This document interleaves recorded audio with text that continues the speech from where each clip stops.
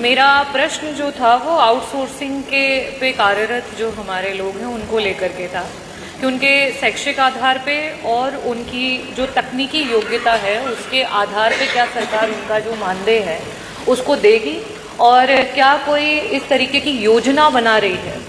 आदरणीय अध्यक्ष महोदय, आउटसोर्सिंग पे काम कर रहे आज प्रदेश में लाखों कार्यरत लोग हैं जिनको 10,000 से 12,000 रुपये के मानदेय पे मजबूरन काम करना पड़ रहा है।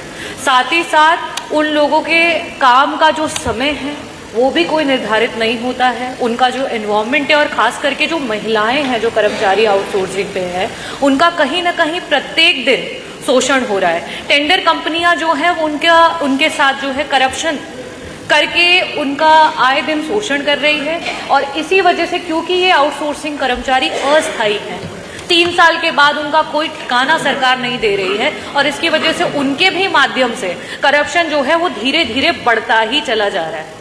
मंत्री जी, मेरा पहला प्रश्न आपसे ये है कि ये जो हमारे आउटसोर्सिंग पद पे नियुक्त कर्मचारी हैं उसी पद पे हमारे परमानेंट कर्मचारी भी कार्यरत हैं, क्या सरकार उन्हीं परमानेंट कर्मचारी के सापेक्ष में हमारे आउटसोर्सिंग के कर्मचारियों को भी मानदेय या उनको वेतन देगी?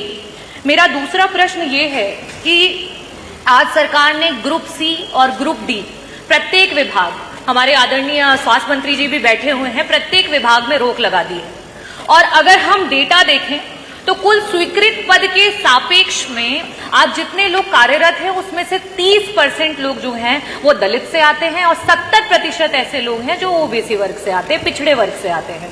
आज उन सारे परमानेंट नौकरियों को बंद करके आउटसोर्सिंग पर कर दिया गया है। मैं मंत्री जी आपसे ये पूछना चाहूंगी, पहली बात ये कि जिस तरीके से सरकार ये कह रही है कि इन आउटसोर्सिंग के लोगों को नहीं निकाला जाएगा, माननीय अध्यक्ष जी मैं आपको टेबल करना चाहूंगी।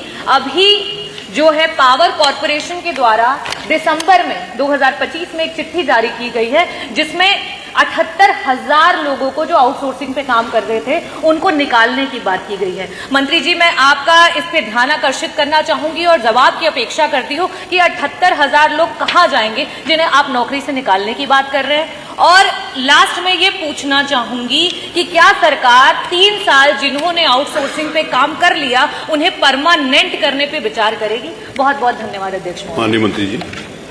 माननीय अध्यक्ष जी, आउटसोर्स के माध्यम से जिन कर्मकारों को अवसर सरकार देती है मानवर, वो नियमावली आप देख लें मानवर। जब जेम पोर्टल पर निविदा विभाग संबंधित विभाग की जाती है तो कार्य अवधि भी करीब करीब निर्धारित होती है मानवर। तो जहां इसी शर्त के साथ लोग को अवसर मिलता है कि ये 3 साल के लिए काम है या 5 साल के लिए या 10 साल के लिए काम है मानवर, उसकी बात तो अलग हो गई। लेकिन माननीय उच्चतम न्यायालय के भी आदेश है मानवर, सरकार की भी मंशा है कि आउटसोर्स के माध्यम से जिनको भी मौका मिला है उनको हम नहीं निकालेंगे। कंपनियां बदल सकती हैं लेकिन कर्मचारी नहीं बदले जाएंगे, उनको नहीं हटाया जाएगा। एक मानवर, अगर कहीं किसी को हटाया गया है, शिकायत के आधार पर कोई हटता है, वो दूसरी बात हो गई मानवर। लेकिन माननीय उच्चतम न्यायालय के भी आदेश है, सरकार की मंशा भी है कि जिनको हम आउटसोर्स के रूप में हमने अवसर दिया है हम उनको हटाएंगे नहीं। कंपनी बदल सकती है लेकिन हमारे कर्मचारी नहीं बदलेंगे मानवर।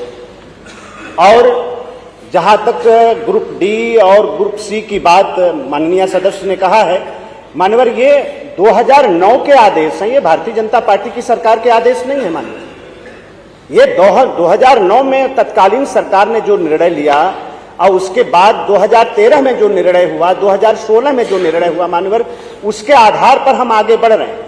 बाकी इसको हम स्वीकार करते हैं मानवर। सदन में हमने पिछली बार भी आपके माध्यम से सबको अवगत कराया है कि शिकायतें चाहे हमारे मीडिया क्षेत्र से आई हो, चाहे माननीय सदस्यों ने अवगत कराया हो, चाहे और किसी ने अवगत कराया हो, जो आउटसोर्स के कर्मचारी हैं मानवर उनके शोषण की शिकायतें मिली मानवर। इसीलिए कारपोरेशन को गठन करने की आवश्यकता सरकार ने महसूस किया और उसका हमने गठन किया है मानवर।